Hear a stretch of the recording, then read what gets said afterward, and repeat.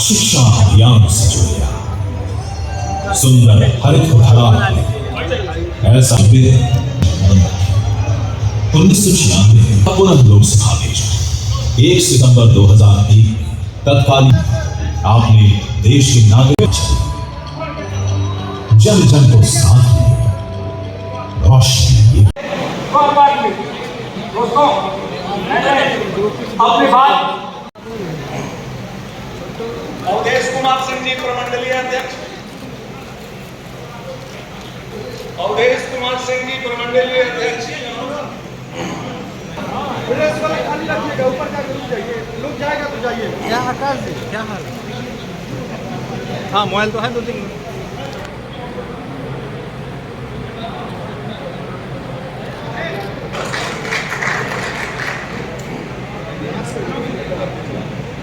और अगर कोई व्यक्ति हेलो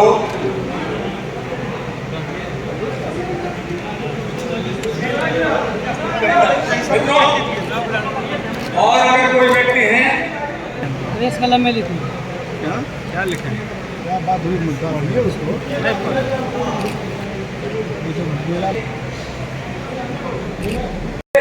रहने का काम किया है।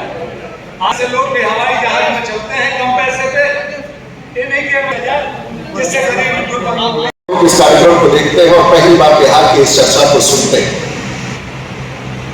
मेरी शुरुआत इस कार्यक्रम की भगवा से हुई। मोहनिया, रोहतास, गया, औरंगाबाद, भोजपुर, बक्सर, जहानाबाद, अरवल, समस्तीपुर, दरभंगा, मुजफ्फरपुर कार्यक्रम का सिलसिला चलता था और सिर्फ एक ही सवाल कि बिहार ही यदि आगे है तो बिहार पिछड़ा क्यों है, और उस सवाल पर हम कैसे पहुंचते हैं मैं तुरंत उस स्थान पर पहुंचूंगा। बिहार की एक तस्वीर है, पता नहीं आप लोगों को स्मरण होता है कि नहीं, नेताओं से आप सवाल करते हैं कि नहीं, लेकिन आज भारतवर्ष में बिहार देश का सबसे गरीब राज्य है और आज 50% की आबादी गरीबी रेखा के नीचे है। ये राजीव प्रताप रूडी नहीं कर रहे, ये मंच के साथी नहीं कर रहे हैं, हमारे जिला अध्यक्ष नहीं कह रहे हैं। आपको मैं नीति आयोग का वो स्लाइड दिखाऊंगा जो बिहार को सबसे निचले पौधान में रखता है। वो स्लाइड आपके सामने है। भारत में हम कहां पर हैं तो देखेंगे तो ये सच्चाई है और ये सच्चाई की चर्चा आप सब पढ़े लिखे लोगों को समझना होगा, करना होगा। वो एक स्लाइड और है कि जिलाओं की क्या स्थिति और पूर्णिया उसमें कहा है, वो भी निकाल के रखिएगा। आप लाल में जो दृश्य देखते हैं फिर से वापस इस स्लाइड को ले आइए। अगर सबसे लाल में दिखने वाला अगर कोई प्रदेश है जिसकी आबादी 14 करोड़ है तो वो बिहार है और इसके नीचे हो ये सच्चाई है। बिहार के नेताओं ने कहा, जो सत्ता में नेता है उन्होंने कहा कि नहीं साहब ये केंद्र सरकार का प्रोपोगंडा है, योजना आयोग और नीति आयोग का रिपोर्ट से हम सहमत नहीं। तो आप सब तो इंडिया टुडे पढ़ते हैं और निष्पक्ष पत्रकारिता मानी जाती है इंडिया टुडे। इंडिया टुडे के रिपोर्ट में जो प्रकाशित हुआ था उसका कोई रिपोर्ट भेज नहीं है। आप इंडिया टुडे का रिपोर्ट भी दिखा दीजिए और मैं वहां से शुरू करना चाहूंगा। कभी बिहार का कोई राजनेता इस प्रकार से खड़े होकर किसी मंच पर अपने लोगों से संबोधन नहीं करता। अगर आज देश में सबसे ज्यादा कामयाब राज्य है, इस बड़े राज्यों में सबसे बड़ा कामयाब राज्य है तो वो तमिलनाडु है, जो देश का सबसे अव्वल राज्य है, और सबसे कमजोर और गरीब राज्य है तो 20वें स्थान पर बड़े राज्यों में बिहार है। और ये इंडिया टुडे का रिपोर्ट है। ये सिर्फ आपको शुरुआती तौर पर बताने के लिए कि हम कहां खड़े हैं। पता नहीं हमारे प्रोडक्शन टीम उस चार्ट को निकाल सकती है कि नहीं जिसमें जिलावार है, और बिहार में भी जहां पटना जिला, छपरा जिला आगे है, बिहार के 38 जिलाओं में पूर्णिया, किशनगंज, कटिहार अररिया राज्य का सबसे गरीब हिस्सा है। और इस राज्य के सबसे गरीब हिस्से में जब हम चर्चा करने के लिए आए, सब लोगों को अंदाज है कि नहीं, और मैं आपसे माफी भी मांगने आया, मुझसे एक बड़ी गलती हुई। और मुझसे सबसे बड़ी गलती हुई है कि मेरा ये राजनीतिक जीवन का 30वां वर्ष। पता नहीं आप लोगों के बीच में कितने ऐसे विधायक होंगे, सांसद होंगे, कितने ऐसे नेता होंगे जिन्होंने बिहार में विधानसभा का भी चेहरा देखा है, 4 बार लोकसभा का भी चेहरा देखा है, 4 बार लोकसभा में भी शपथ लिया है, 2 बार राज्यसभा में शपथ लिया है। और ये 35 वर्ष का विधायी मेरा कार्यकाल है। और उसके पहले 7 साल का राजनीतिक जीवन जो व्यक्ति आपके सामने खड़ा है, इसके राजनीतिक जीवन का लोगों में से किसी को इस बात की जानकारी है। लेकिन मैं क्षमा मांगना चाहूंगा कि मुझसे एक बहुत बड़ी गलती है। और जब पानी सर से निकल गया तब राजीव प्रताप रूडी को लगा कि इस 35 साल की राजनीतिक यात्रा में मेरा एक इस धरती के प्रति, इस बिहार के प्रति एक कर्तव्य है, और मैं उस कर्तव्य को निभाने आया हूं। मैं कोई वोट मांगने नहीं आया, मैं आपसे कुछ कहने नहीं आया हूं कि फलाने पार्टी को मदद कीजिए, फलाने पार्टी को मदद नहीं कीजिए।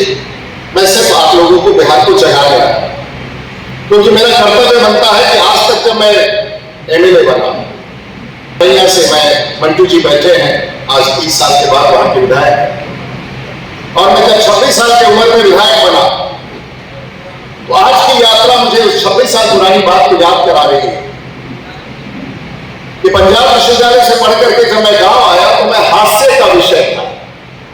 बड़े बड़े लोग थे, जो मुखिया थे, जो बड़े लोग उस समय के होते थे, जो मठाधीश थे, वो मुझ पर हंसा करते थे कि शहर का लड़का आके राजनीति की बात करता है। और मैंने पहली लड़ाई, पता नहीं आप लोगों में से कुछ लोगों को याद है कि नहीं, एक समय होता था जिस राज्य में कहा जाता था डॉक्टर जगन्नाथ, प्रभुनाथ और रघुनाथ। आप लोगों में से किसी को याद है? हाथ उठाइए। कुछ लोगों को याद है, नई पीढ़ी को नहीं पता होगा। और इस पीढ़ी के बारे में लोग कहता था कि सबसे ताकतवर बिहार का कांग्रेस पॉलिटिक्स है। और 26 साल की उम्र में इन्हीं नौजवानों में जिसकी तलाश में आज कर रहा हूं, मुझे डॉक्टर प्रभुनाथ सिंह के सामने 26 साल के ऊपर में विधायक बनाया, और वो हास्य का विषय उसी दिन समाप्त हो गया। और आज भी जब मैं बिहार में निकला हूं तो बहुत लोगों को लग रहा है कि राजीव प्रताप रूडी क्या करने वाला है। मैं कुछ नहीं करने वाला हूं, मैं सिर्फ बिहार की जनता को जगाने आया हूं, चाहे वो अगड़ा हो या पिछड़ा है। क्योंकि 2025 में आप लोगों के पास कागज है तो लिख लीजिएगा, नहीं तो मेरे रिकॉर्डिंग को सुन लीजिएगा। बिहार में 2025 में एक बड़ा परिवर्तन आने वाला है, और उस परिवर्तन के आप सब एक अहम भूमिका निभाने वाले सिपाही होंगे। आप आज के तारीख में लिख सकते हैं कि 2025 में बिहार का सबसे बड़ा बदलाव जो 70 साल में नहीं हुआ है, वो 2025 में होने वाला है। शुरुआत कैसे होगा? मुझे तो मेरी कमी रही है, और मैं क्या करता था कि मैं पार्लियामेंट जीतता था और भारतीय जनता पार्टी की राजनीति दवा करके देश में करता था। व्यक्ति जो आपके सामने खड़ा है, इसे अटल बिहारी वाजपेयी जी के सरकार में भी मंत्री रहने का मौका मिला। भाई राजनाथ सिंह जी के साथ भारतीय जनता पार्टी के राष्ट्रीय महासचिव का भी दायित्व संभालने का मौका मिला। महाराष्ट्र के प्रभारी रहने का मौका, कर्नाटक तामिल आठ का प्रभारी रहने का मौका, गोवा का प्रभारी रहने का मौका, सिक्किम का, नागालैंड का, और पिछले 15 वर्षों से मैं भारतीय जनता पार्टी का राष्ट्रीय प्रवक्ता भी हूं। ऐसा सहयोग भारतीय जनता पार्टी में किसी को नहीं मिलता है। वेंकैया नायडू के साथ भी मुझे राष्ट्रीय अध्यक्ष के साथ काम करने का मौका मिला, और मैं भारतीय जनता पार्टी का आज भी कल भी सिपाही था और आज भी सिपाही हूं। और आज देश के प्रधानमंत्री नरेंद्र मोदी के नेतृत्व में 2024 की लड़ाई की तैयारी में लग गया हूं। और मैं आपको बता देना चाहूंगा, किसी को गलतफहमी नहीं होना चाहिए। देश का एजेंडा राष्ट्रीय एजेंडा है और किसी को गलतफहमी नहीं होनी चाहिए कि देश में अगली बार फिर से नरेंद्र मोदी इस देश के प्रधानमंत्री बनेंगे, कोई ताकत नहीं रोक सकती। और उनकी भी पीड़ा है बिहार की, और उससे आगे बढ़ते हुए मैं कहना चाहता हूं, मुझे तो मौका मिला मनमोहन सिंह के पार्लियामेंट में भी बैठने का, देवे गौड़ा के भी पार्लियामेंट में बैठने का, आज गुजरात जी को भी देखने का, और पहले चंद्रशेखर जी के साथ 18 साल की उम्र में हमने अपनी यात्रा कन्याकुमारी से कश्मीर तक करने का भी मुझे मौका मिला। इसलिए राजनीतिक अनुभव है, मैं नहीं समझता हूं कि मुझे कोई चुनौती देने की स्थिति है। लेकिन आखिर बिहार कहां खड़ा? आप सब लोग तो यहां पर हम कल से आ रहे थे, बागडोगरा होते हुए आ रहे, राह किनारे मक्के का, मकई का लोग रोड किनारे, गांव किनारे बिछा के, और हम किसी से पूछ रहे थे इस इलाका का, इसमें चाहे जूट हो, मखाना हो, और ये सब खेत है, चारों तरफ खेती खेत दिख रहा है। काम, खेत में काम करने वाले कहां के? किसी ने कहा कि फलाने जगह के हैं, फलाने जगह के हैं। मैं आप लोगों से सवाल करने जाता हूं, आज अगर पंजाब के खेत में अगर मजदूरी करता है, खेत में काम करता है, तो वो व्यक्ति बिहारी। पुणे में सबसे ज्यादा अगर मजदूर मरता है तो वो बिहार का है, और उसके प्रमाण के साथ मैं आपके बीच में आया हूं। मुझे दिखाइए, मुझे मुंबई की वो तस्वीर दिखाइए, मुझे पुणे की वो कहानी दिखाइए, मुझे पंजाब की वो कहानी चाहिए, और ये सच्चाई आपके घर की है, ये आपके अड़ोस पड़ोस में रहने वालों की कहानी है। ये सच्चाई के बीच में हम जीते हैं, लेकिन जिससे सवाल खड़ा करना चाहिए था, आप लोगों में से किसी ने आज तक सवाल नहीं किया। और वो मरने वाले कोई बहुत बड़ा आदमी नहीं है, मरने वाला वो गरीब है जो बिहार छोड़ के गया है। और ये सवाल मैं बार बार उठा रहा हूं कि 35 साल में तुमने जिसकी राजनीति की है, बिहार छोड़ के जाने वाले 90% लोग वही गरीब